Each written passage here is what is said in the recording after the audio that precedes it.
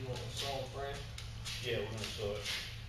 This way it's one cut instead of a couple of cuts. Well, good morning. This is Brett Vandervoort for Fatman Fabrications YouTube channel. This morning we're going to demonstrate the installation of our frame stub on a 1950 Mercury that a customer brought in. We're up here in our installation and prototyping shop. Pete and Jason are going to be doing this installation this morning. It's one of about 160 different applications we have. It's Packards, Pontiacs, Buicks, Hudsons, all kinds of strange cars, and it's all done basically the same way.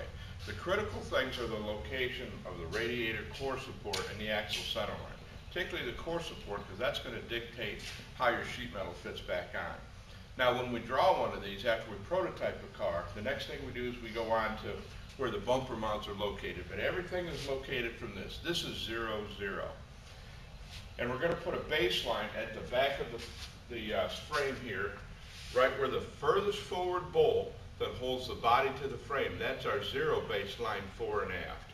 Okay, so what we're going to do first, we're going to pull the wheels off. We're going to show them plumb bob in these locations. That'll be the same on every application you're going to do. So follow along as we see that. Thank you.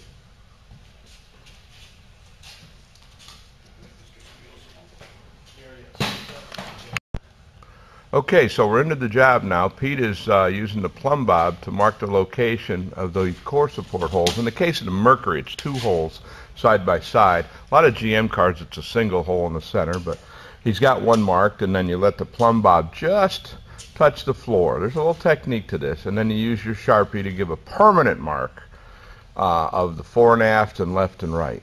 If this frame moves on that stand, you're in big trouble because you've lost your location. Now he's going to record the height. So now by doing this, we've got both an X and a Y and a Z dimension. And this will also ensure that, assuming the original frame was straight and all the sheet metal fit right, that we'll have that core support in the exact same place and it'll fit just like it did before. What was that height? 25 inches. 25 inches. See, it's not critical that you have a perfectly level floor. It's only important that you level the car first on the stands with shims or whatever it takes. But then we're just going to match a point. We want that same point in space to be the same for that core support. And he'll go on and do the other things like the axle center line and that body mount now. Now on a car like this 50 Mercury that has a kingpin type independent suspension, you're going to use the center of that trunnion pin to be your axle center line. Now Pete's doing is he's got a screwdriver, actually ground a little notch in it to help hold the string right on center. And Jason's going to hit that mark, and that'll give us our reference left and right. He's going to continue to do both sides, and in just a minute we'll do the mark at the base of the firewall. Okay, as we continue, Pete's going to use the plumb bob to find those bolts at the furthest forward bolt you remove to take the body off the frame. On every application, that's your reference point. And then we're going to find the cutoff point from something really interesting called an instruction sheet. Every once in a while we get a customer who actually has read one of these and is following along with it, and that makes everybody's life a whole lot simpler. We've tried to make it as simple as possible, but you got to do what it says, no more, no less. There are also a bunch of other instruction sheets that came with your kit that'll explain putting together the rest of the suspension, the brakes, and all that. And it'll also list all the repair parts should you ever drive this so much that you've worn it out. We'll get with it just a minute, and Pete will show us that cutoff point. All right, what we're seeing here is Pete has set his tape measure using the baseline at that furthest forward body bolt at the foot of firewall as our 0 line, and the instructions call for the cutoff point to be 12 3/4 inches ahead of that point. Now, it's designed to have a 1/4 inch weld gap, which we'll see as we're putting it on later. But 12 3/4 is the mark you make, and now he's going to pull that line from left to right and transfer it up to the frame to set up the cutoff point. All right, well right now Pete's got his cutoff point marked. He's using that plumb bob on that 12 3/4 point that we marked on the floor. He's marked the frame, and now he's using the short level to transfer that mark to the frame. That'll be our cutoff point. So the cutoff is always done vertically and square. And he'll continue to do that same mark on the other side. He'll connect them across the top, saw that rascal off. All right, now Pete has the right side already cut. We've supported the front of it with a floor jack so it won't just go flopping down. And now Pete's ready to make that cut. you're going to want to have an extra guy to help you support this while this is happening. So, out with the old, in with the new. That's either landfill, scrap, or parts for a restore, according to what your setup is. Now we're going to swing around here. And Pete is doing some final prep that's a little unique to the Mercury. There are reinforcing tubes in that frame that are used to support it where the old steering box bolted in. We're going to put some reinforcing tabs in here that you'll see shortly to line up the new stub, so he's got to clear the way for those to fit. Okay, as part of our installation of this 50 Merc stub, but it's common to an awful lot of applications where we widen the track from the stock Mustang 57 hub-to-hub to something wider. In the case of this 50 Mercury, it's going to come out at 59 inches wide. So what we have is a piece called a rack extension. Now this rack extension is 2 3/4 inches overall length. One end has a female thread that'll go on the end of the rack and make the rack itself longer. That matches the fact that we've widened the mounting points of the arms in between the arms. So we're going to widen both the steering and the suspension in the middle. Justin will be putting this on and you'll see how this works.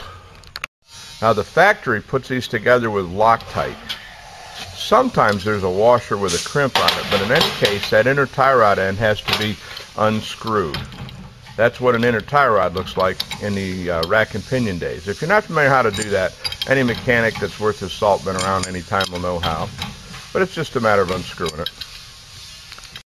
Now Jason's using a little bit of Loctite on the male threads of both the original rack end and the rack extension. Okay, now Jason is putting that Loctite on the end of the rack extension. You can see the nice red stripe right there. Now he just simply screws it on. And we make our rack extensions with a flat on it, so that's a little bit nicer than having to use the pipe wrench on the original, but either one's okay. You just take it up on there. I don't know if there's any torque spec to it. You just take it up till it's tight.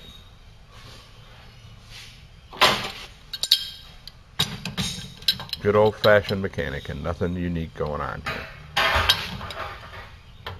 I will say the threads on the rack extension are different between the power and the manual rack, so we've supplied the correct one when you spec'd out your kit. There you go. That's all it really takes. Now he's going to screw that inner tie rod back on and reassemble everything. There we go. Now a little bit about the boot. Sometimes folks think that they need to have a longer boot because we're extending the main shaft. And I guess that could be possible. But we want to show you here, there's a little turn down area that shows up as shiny right there that the original boot seated into for its outboard clip. All you really do is just pull the boot on past that, just as if you were putting your socks on in the morning, getting your toe all the way in there.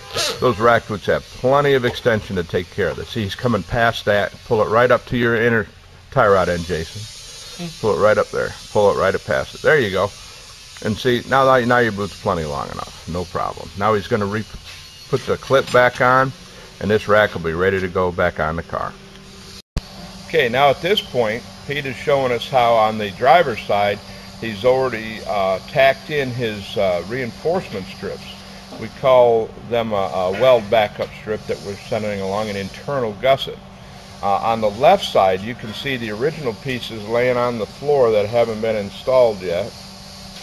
Now those pieces are the 4 tabs used top and bottom, and then you've got a wedge that's used because the depth of the original frame is a little bit greater than what our frame stub is. You'll see in a minute how that's going to nicely blend that out. Pete's going to do a great job of welding this and grinding it, and this seam will totally disappear. Okay, so Pete's about ready to set this unit up in place. You'll notice that he's set up a couple of jack stands to help support the cross member. Naturally, they're on the axle centerline mark that we made originally, and the tabs are in place. It's not unusual to have to pull in or slightly spread the cutoff rails to match our stub, because the cars are going to vary from one to another, especially once we cut through the original cross member. So now Pete's going to go ahead and set that rascal up in place. It's good to have a helper, but Pete's so strong and so experienced, he's just going to slide up, and we got lucky on this one. It just drops in like it was made for it. Little wiggle. There you go. Now it's time to tune it in, and we're going to get that core support lined up exactly right. What Pete's doing here is he's just doing a little bit of tapping to line up the top outside corners of that core support with the original. Now he's going to just see if we're in the ballpark here as far as fore and aft and everything, and just checking everything, recheck, do the plumb bob, do everything. Eventually we'll be tacking that upper corner to kind of let it hinge in place. Okay, so Pete first ballparked the height just to get it in the general area. You'll notice we got about a 1/4 inch gap showing back here where our seam is. And that's what we expect. We want you to weld that up. Now Pete's plumb bombing it to make sure we got the exact position. Man, this one's going easy. It's dropping right on there perfect first time. He's going to check both holes. And that gives us our fore and aft and left and right alignment. We're going to tack in the back, and then we'll dial in perfectly the core support height. Okay, now Pete's going to tack those top, outer, upper corners. Only those for right now, because we want this to be able to hinge. We fixed it left and right, fore and aft. We got lucky. This one dropped right in beautiful first time. Okay, it's going to be a little hard for you to see this on the video, but Pete's double checking that those core support holes are on the money, and they are. That's perfect. Now he's going to use his tape and make sure that we're at the correct height. We've got our jack in place so we can fine tune it if we need to raise and lower it. Pete's done so many of these, it's just, man, it's like changing oil for him. Well, how are we doing, Pete? Good, right on the money. Right on the money. Okay, time to start tacking. Now Pete said that what he likes to do is tack all 4 corners of the stub now. That way everything's laying in nice and tight to each other. It's fixed in place. He's going to be adding the wedge gusset. You're going to see that in the back we have a little mismatch of the original frame rail and the new one. We're going to fix that with that blend wedge. Okay, now here's where we're going to do a little professional fine-tuning in order to get a really nice job. Like everything, it's all in the setup. You'll notice that the outside wall on this side lines up really, really nice. We're going to get a good flush weld and be able to grind it clean. Need a little help on the other side. Now here Pete has slit the bottom. You can probably barely see that. He's using a screwdriver just to pull the outside out just a little bit so it's flush, and it'll make a really nice clean weld. There you go. Okay. Mind the flash. Go ahead. Alright, so there you go. Now he's got it tacked nice and flush. If you set the weld up right, the weld will look good finished. It's like everything. Alright, now Pete's added that 4th internal gusset, and it's just roughly in there to reinforce what the blend wedge is going to do. It's just tacked wherever it touches the bottom of the frame rail and up inside. Now hold your blend wedge up there, Pete. We intentionally make these a little generous size because it's a whole lot easier to cut a little off than to try and add it back. You can see this is going to need maybe a 1/4 inch or better trim, and he'll do that, and then we'll stick that in there. Okay, so now Pete's got this joint completely tacked in and constructed. You can see he trimmed his blend wedge. We're going to get a nice transition there. There's a little bit of holes poking through where the internal gusset is, so he's going to weld some of those up just for pride of workmanship and craftsmanship. So the next look we'll get at when its joints are completely ground, and you'll see that it just blends like it grew there from the beginning. Okay, so here we got the driver's side completely welded and ground. Look how nice that blends in. That's where the workmanship comes in. Now Pete has done hundreds of these in the years he's been here at the shop, so he's got a little more experience than you're going to on your first one, but it's still just a matter of patience and workmanship. And you know, the original frames are going to vary just a little bit. We can make our frames exactly the same, but sometimes original frames vary. Some are not quite as easy as this, but with a little patience and common sense, you can get just as good a result. Now we'll go ahead and put the rest of the pieces on it. Okay, so here we are with the installation finished. Everything's been ground slick, primed out. Frame looks like it grew there. Core support bumper mounts are all in the right places. All the parts are mounted up. This one was set up with forward bolt pattern because he's going to do a 9-inch rear on this vehicle. It also has the coilovers and front sway bar. The rack needs to be mounted yet. They're going to do that in just a couple minutes. Next thing to do is mount the motor. Strangely enough, it's a 360 AMC, but it'll work just fine. We'll probably follow up with that in just a minute here. But biggest things to see here are when you're putting your lower control arm long bolt in. It's a 5/8 by 11. Make sure you're putting anti-seize on that bolt. It can get stuck in that cross member, and getting them out is a monster. You want to make sure you anti-seize that. Not grease, anti-seize. The other thing is your upper control arm bolts. We'll move the camera so you can see that a little bit better. And you'll notice that we put the bolt in from the inboard side pointing out, and that we have 3 shims as a beginning adjustment point. We expect that your alignment guy will add normal slotted shims from there to dial it in. But the 3 shims, 3 washers of shims, gives us a good starting point. The alignment specs are in your instructions, but again, it's a 1/2 degree positive camber with a power rack, 3 to 4 degrees positive caster, and about an 1/8 inch toe in. Now, the other thing we'll point out here is that the coilovers are not adjusted up to carry more weight yet. With just an empty car and no motor, naturally they're going to be not a lot of weight there, so we don't want to jack them up too high. We will be adding the engine, and we'll talk about that later, where they're going to be adjusted. Now, the guys who are using conventional coil springs all too often will call us at this point, and they're freaking out because they're saying we sent too strong a spring. But as you can see, we're lacking the engine and transmission. You can't see that we're lacking the seats. We're lacking the front end, the radiator, the bumper. It all goes on and on. It adds a lot of weight. 2 fat guys jumping on the cross member does not equal all that weight. So we actually send you a shock strut. It's a piece of tubing that keeps the shock from compressing with a conventional shock and spring arrangement, what we call a stage 2. And that's what you use to hold your suspension at ride height while you're working on it. And you set the springs the day the car is complete, ready to go to the alignment shop.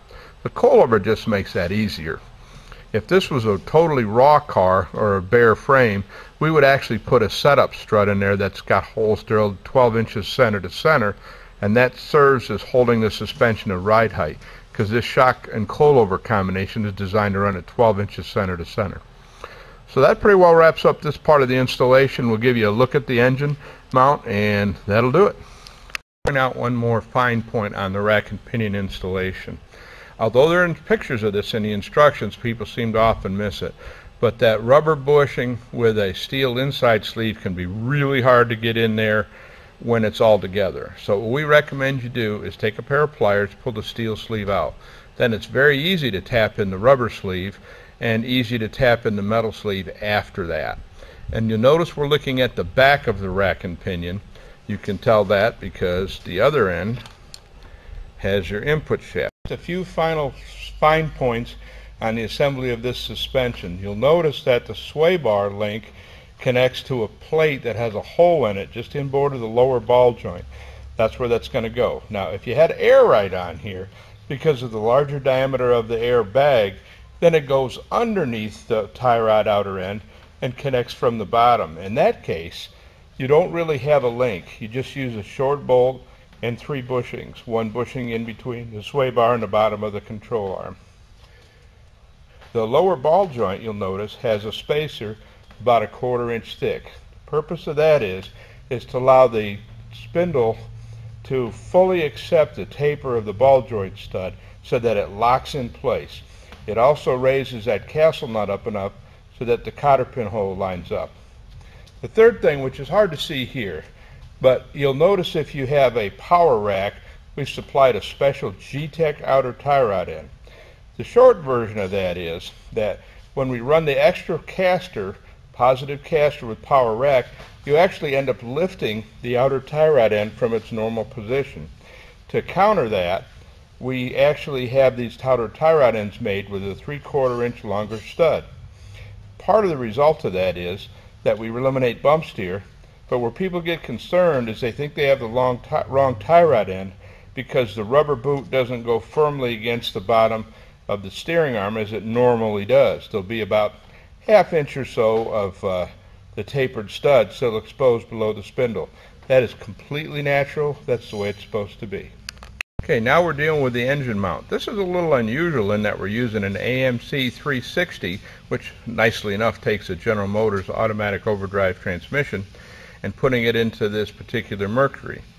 Now, The AMC mounts are rather bulky, so we've made a simple adapter plate that puts a small block Chevy insulator, 65, 68 Chevelle application, onto that AMC block. And then we use our tubular motor mount. You'll see there's a cross tube and then a piece of tubing bent at about 80 degrees.